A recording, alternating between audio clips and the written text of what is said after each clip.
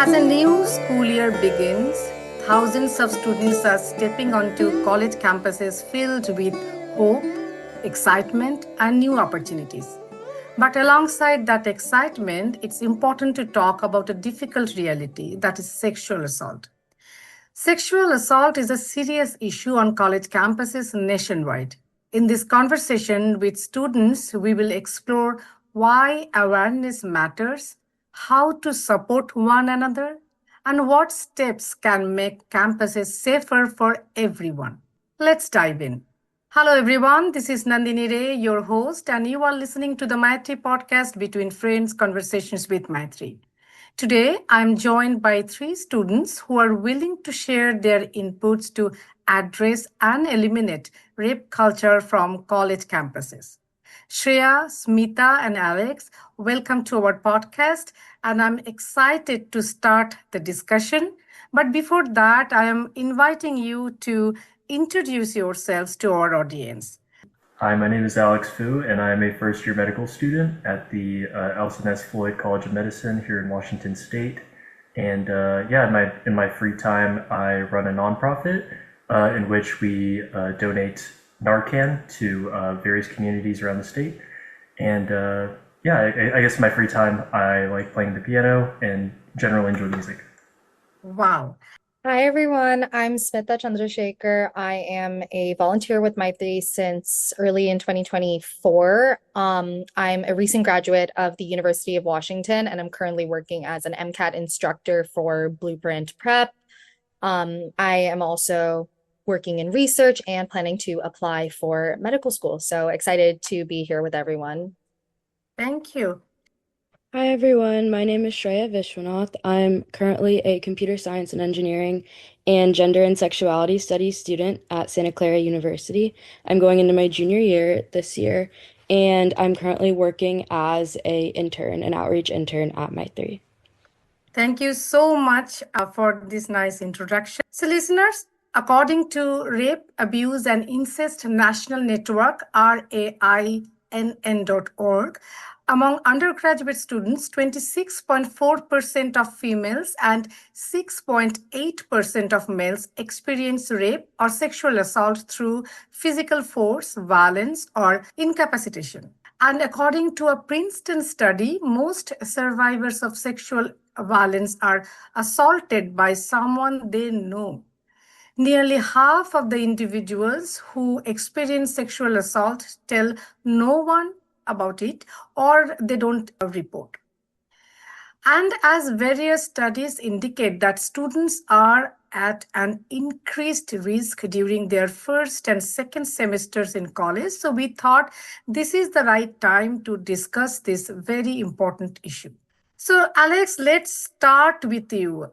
Even in 2025, despite growing awareness and educational campaigns, sexual harassment and assault on college campuses remain common. Look at the statistics that I just shared. So, why do you think these issues persist? Yeah, it's a good question. I think that sexual harassment and assault come from a lot of factors. For me, I think it's probably a normalization of misogynistic behavior, the college party culture, and perhaps like missing gaps within institutions and the law. So kind of a mix of all of those things.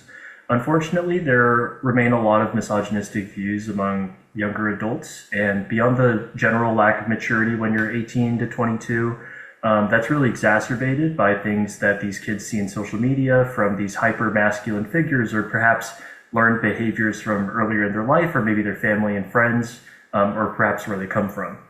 The college party culture is also really to blame. I think the idea is right to get drunk, and that means a lot of people lose the ability to consent or make the correct decisions.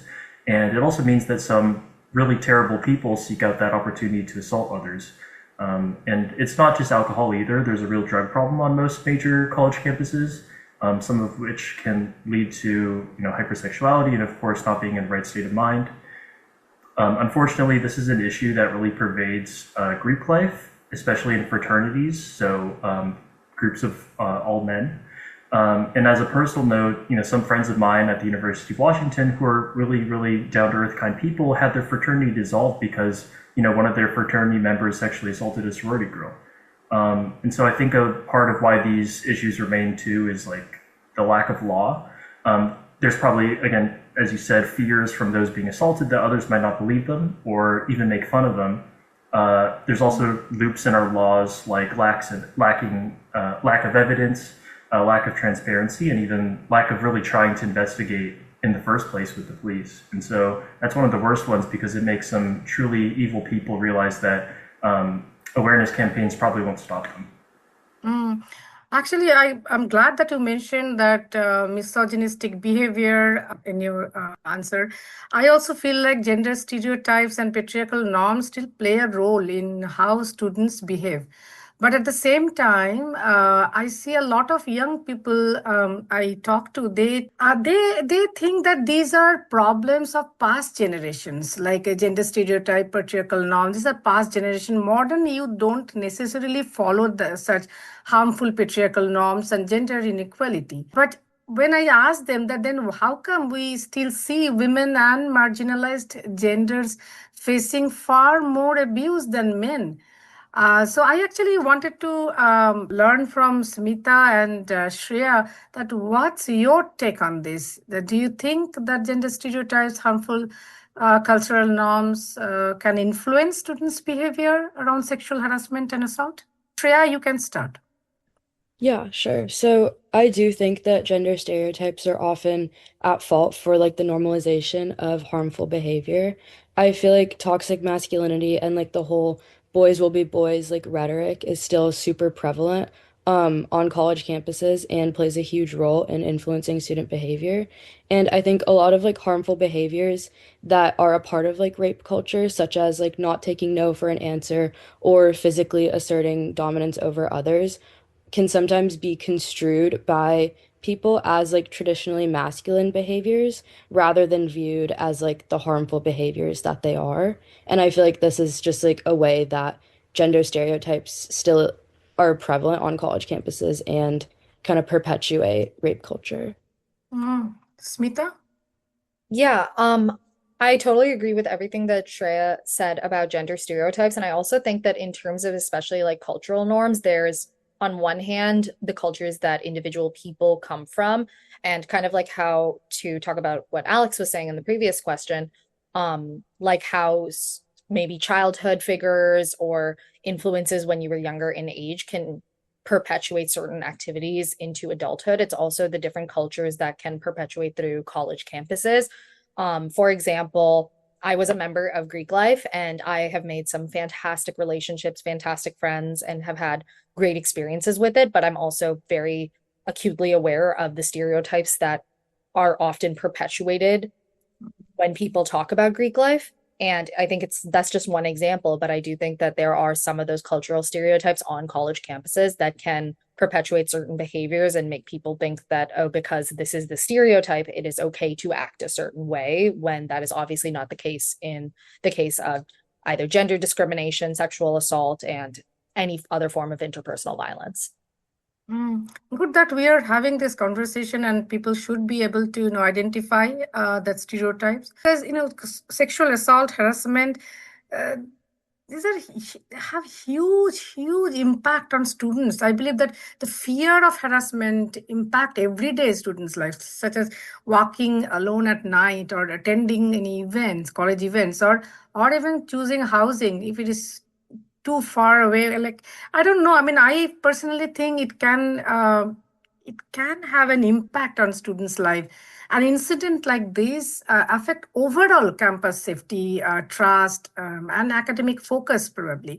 And it's possible that different genders feel different ways based on their experience. So I would actually ask Shreya and Smita to share their viewpoints, that what unique challenges do you think arise when harassment or assault occurs on campus? I think like you mentioned, Nandini, It kind of forces women to develop a sort of like acute awareness of their surroundings and monitor their like day-to-day behavior in a way that men never really have to, such as like you said, like what time they like walk to and from the library or certain college events, or like who they're with at all times, or even what they're wearing.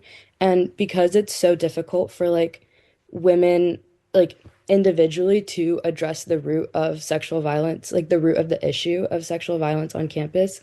I feel like women face the challenge of like jumping through a bunch of hoops to like minimize any victim blaming that might occur if they were ever to be like harassed or faced with like some sort of like sexual violence. And I feel like this ends up as like a continuous stressor like throughout one's everyday life in college. That's so sad, very frustrating. I can imagine like how frustrating it is for female student. But Smita, what is your experience? Yeah, I just to mirror everything that Shreya said, I think one of the biggest things that as a woman, when I was in college, I know that something that I really noticed was the amount of thought that has to go into what you would consider to be everyday actions when you are identifying as a female versus a male. So, for example, when I was in college and I was a freshman, I lived in the dorms, like college dorms. And in order to go to my sorority house, it was a bit of a longer walk. And I would have to time it to make sure that I wasn't doing that late at night, or if I was doing it late at night, I was going with someone.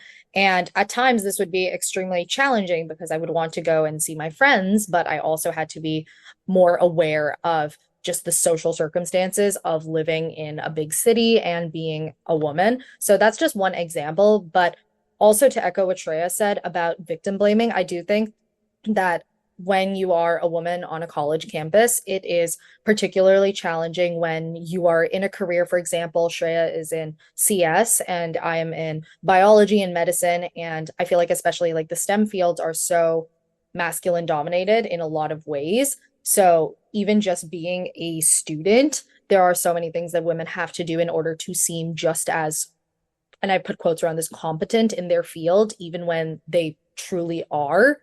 But being surrounded by toxic masculinity can make it so that women have to adjust their behaviors to no fault of their own, but just to be more adaptable to the space that they are given.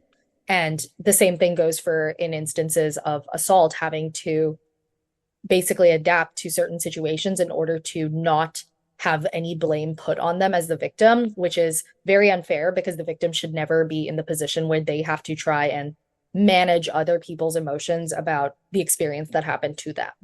Exactly, exactly. So victim blaming, I'm very sad that still it's a big stigma, big responsibility on survivors' shoulder. Like victim blaming, why did she wear such short skirt? Because that's the reason she was raped. So that is the mindset we are still carrying in 2025. I have lots of hope for this generation. I think they are the one who can raise awareness and break that attitude, victim blaming attitude. But I don't know when that day will come.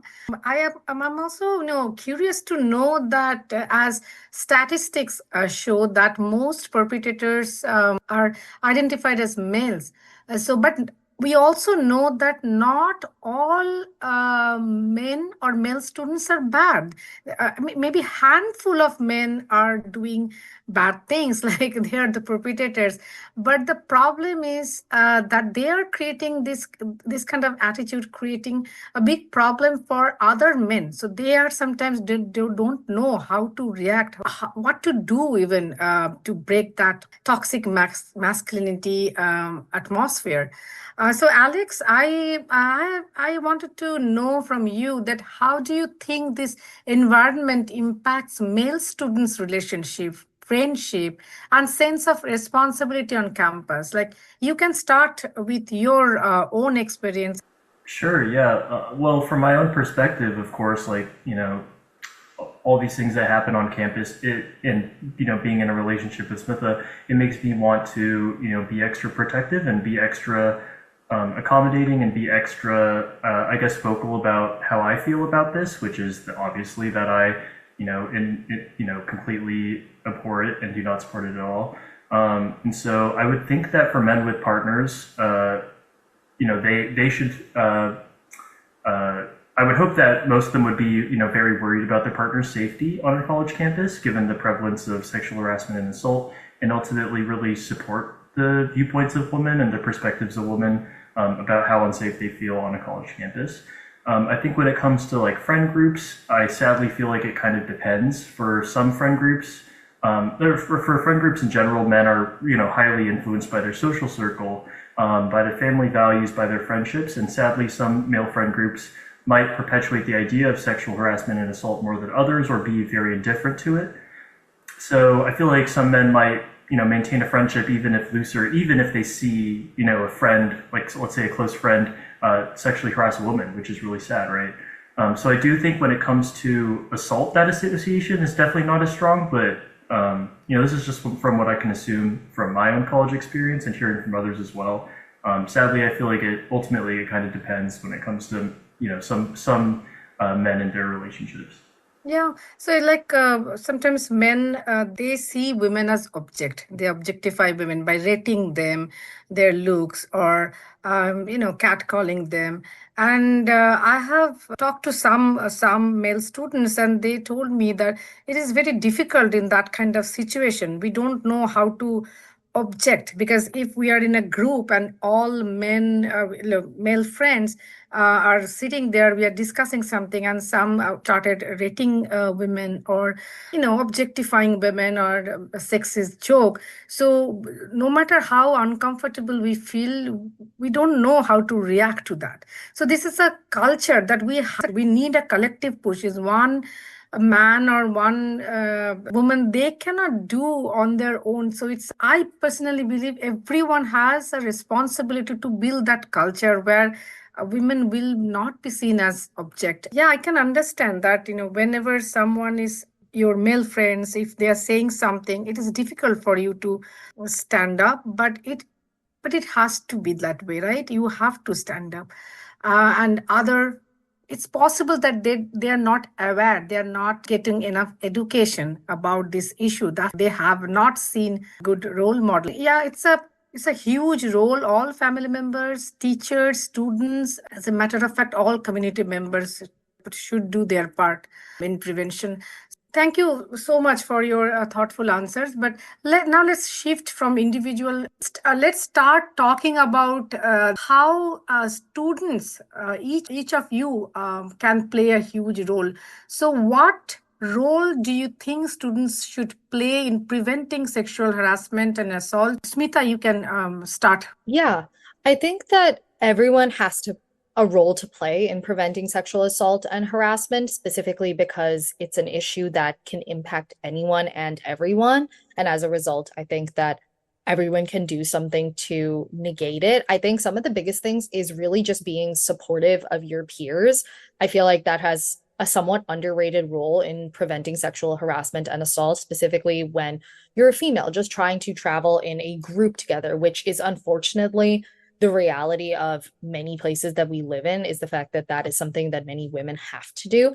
But being accommodating of that, either your male friends helping you or being in groups with your female friends, I think can be extremely important. And then also just by general student advocacy, like, for example, the three of us are here on this podcast trying to talk about this issue. And I think that it doesn't need to be on a big scale, but even just talking to members of your university, like administrative services, or if there's something that you believe would be really beneficial to the university at whole. Like, for example, I know that the University of Washington offers a night ride, and it's basically just a private line that students can call if they're trying to go from one spot of campus to another at night. And they can have a driver take them there that is provided by the university. And I know that some students feel a lot safer than doing an Uber or a Lyft or walking by themselves when it's university provided. And this is just an example, but I think that talking to university like administrative services and trying to promote certain things like this, or like access to different like resources. For example, I know that there was a recent New York Times article talking about how California is one of 4 states trying to petition for increased access for abortion pills. And unfortunately, this is something that is extremely prevalent on college campuses. And as a result, abortion pills could be extremely important, not just in cases of sexual assault, but even in healthy relationships, accidents can happen. And so it's super Mm. important to support this for students. So even students just talking to like admission or not admissions, administrative members of their university can be super impactful. Yeah, as you said, that everyone has a huge role in prevention. So, Alex, how can male students be effective allies in dismantling rape culture? Yeah, I think men should really, hold feminism at the forefront and challenge rape culture. Let's stop doubting people or not taking people's stories seriously. Let's support women and let's also support people who identify otherwise. Men can definitely nip objectification at the bud among their peers.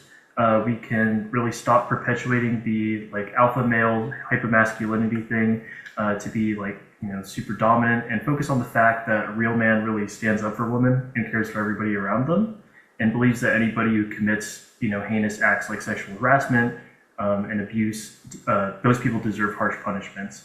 And as men, we can also share these viewpoints with our family and friends, and put that on social media and really call out anybody who has problematic views or says problematic things. Wonderful. I hope all male students start thinking like you, Alex. Then probably we will see a different world tomorrow. And thank you all for your insightful answers. Now let's shift from individual responsibility to how colleges themselves can play a stronger role in prevention and support.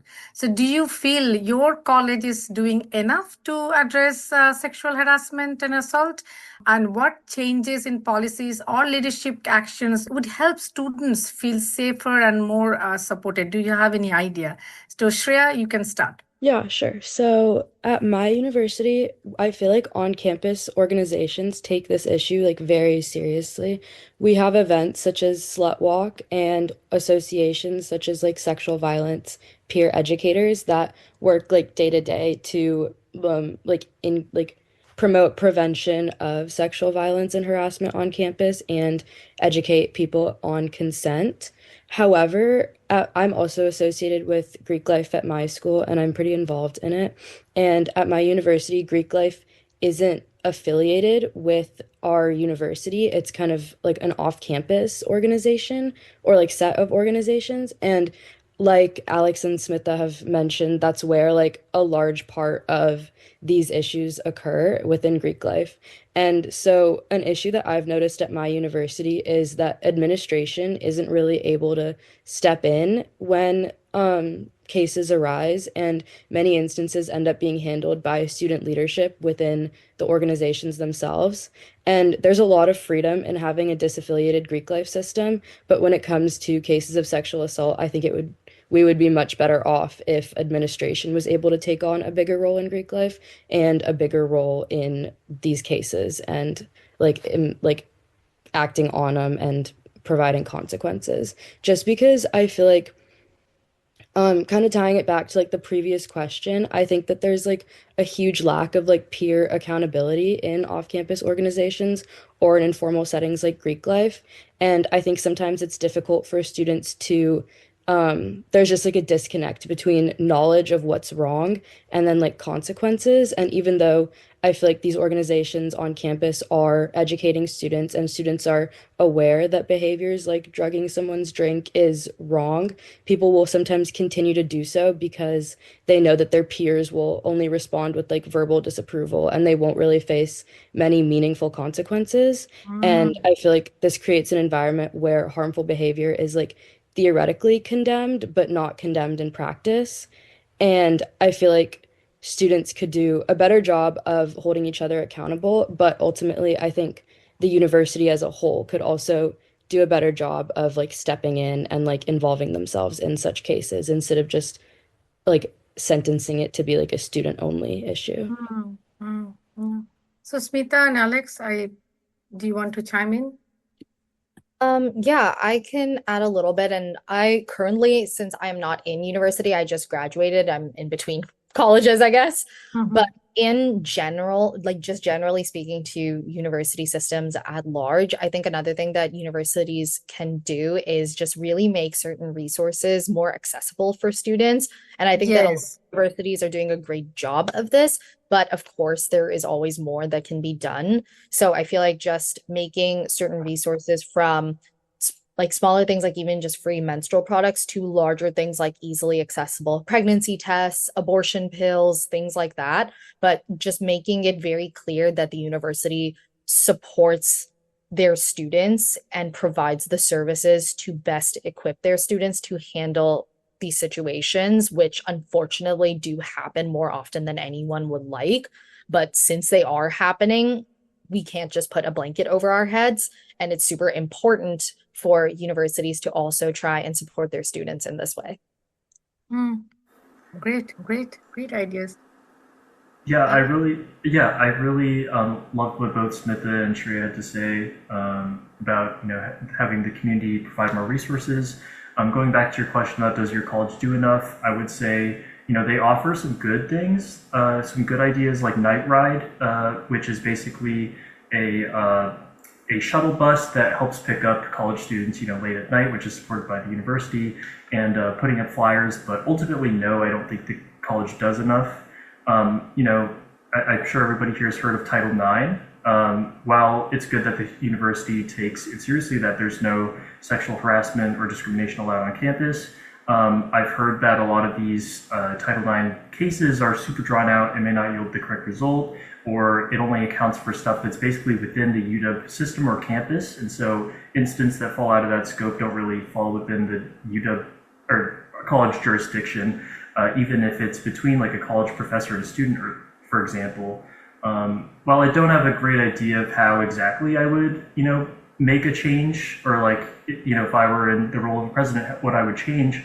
I think one idea I have is, I wish our college, like Smitha said, adding more resources. I wish they would invest in, say, community or organizations that could come to campus and educate students about, changing their views, or to talk about, sexual assault that happens and harassment on campus. I also wish it was maybe a mandatory idea or mandatory, class.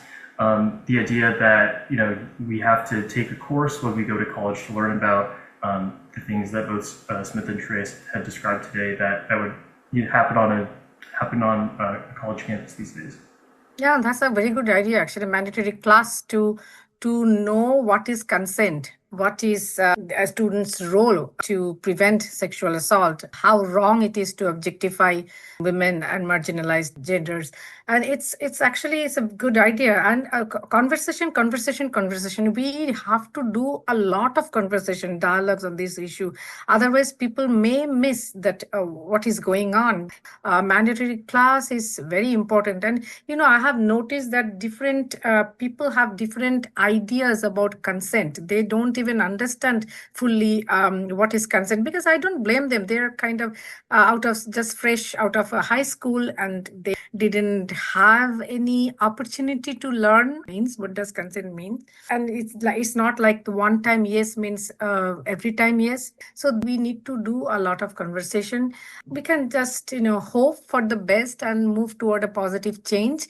If I'm asking you to share one message that you want to give to every incoming students about their safety, about even consent and respect, Shreya, you can start.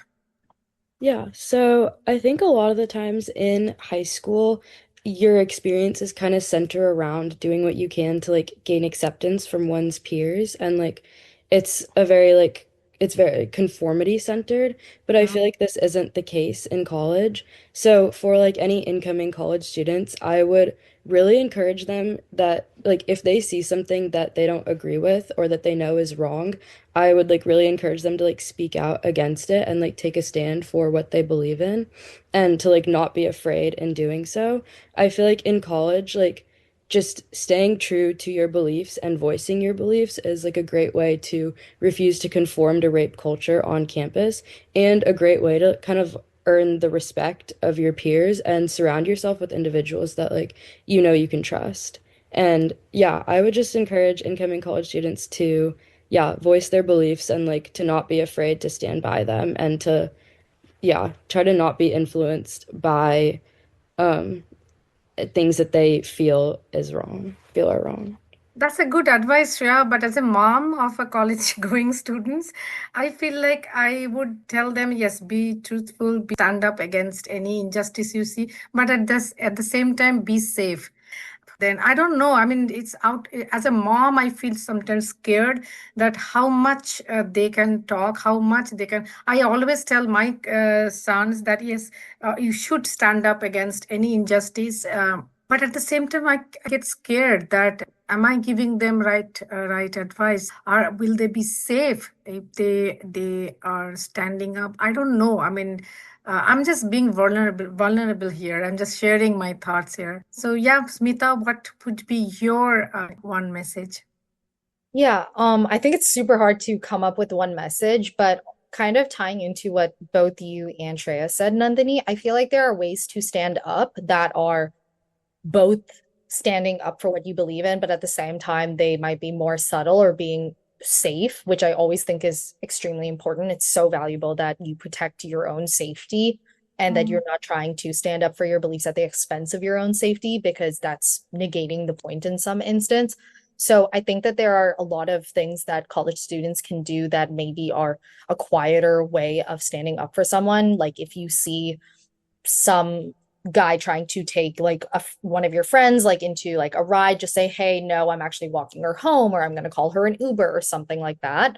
And that's just an example, but there are so many ways to do this. And then I think the biggest piece of advice I would give is just for everyone to really just be educated. Like, do not stop learning and really try and stay educated on this issue, like, especially with consent. Like you were saying, so many people do not fully understand what consent means. And consent doesn't just mean like yes versus no. It means like there's an acronym that if anyone's heard of it, it's called FRIES, but consent needs to be freely given, reversible, informed, enthusiastic, and specific.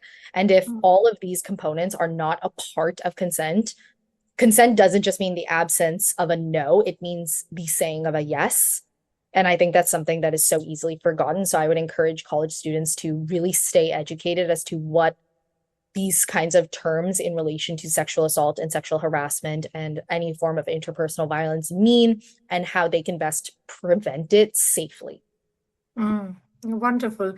Alex? Yeah, well, first of all, I want to say I feel like men can always learn. For example, I actually didn't know that fries was a thing when it comes to consent, so I'm learning from Smitha just now. And so I want to change my message because I was going to say, as a part of that first message, no means no, but I want to say that, not just no means no, but what Smitha said with fries, and it must include a yes. Definitely stay safe and, report and speak up when you see these things happen. And yeah, let's support women and marginalized genders and be a stand-up person that wants to see positive change in the world. Mm. Thank you so much, Shreya, Smita, and Alex, for coming to our show and having this thoughtful discussion. And thank you, Alex, for acknowledging that men can learn. So many times men think that, oh, I know everything. Some men, not all men. But I'm glad that you, on a public platform, you are acknowledging that we can learn. It's okay to say that. So thank you so much. Thank you so much for coming to our show and sharing your thoughts. Thank you for having us. Yeah, thank you so much. This was a great opportunity. Thank you. So today I learned a lot, and I'm sure this discussion will help all students who will start their college this year. Ending sexual violence on college campuses takes courage and community, that you said. Every student's voice matters, and whether it's supporting a survivor, speaking up, or pushing for change. And change doesn't happen overnight, that we all know. But it starts with a conversation like this, and I'm glad that we are having this conversation. If you found, listeners, if you found this conversation meaningful, share it with a teen or their parents and keep the dialogue going. Change starts with us. This is your host Nandini Ray signing off today. I will come back with another discussion and keep listening to Maitri's podcast now in season 7. We are on YouTube, Apple Podcasts, Spotify, and SoundCloud. Send us your feedback at maitri@maitri.org. Your feedback inspires us to keep bringing you conversation that matter to our community. Together, let's keep this important discussion alive. Follow Maitri Bay Area on social media. We are on Facebook, Instagram, LinkedIn for our updates, and visit maitri.org, maitri.org. Thank you so much. This show is for informational purposes only and is not to be construed as legal advice. Always consult an attorney for legal advice. Views expressed by guests of the radio show are individual opinions and not endorsed by Maitri. Maitri is a free, confidential, non-profit organization based in the San Francisco Bay Area that helps families and individuals facing domestic violence. Don't suffer in silence. Call Maitri Helpline 1-888-8-MAITRI. Visit our website maitri.org.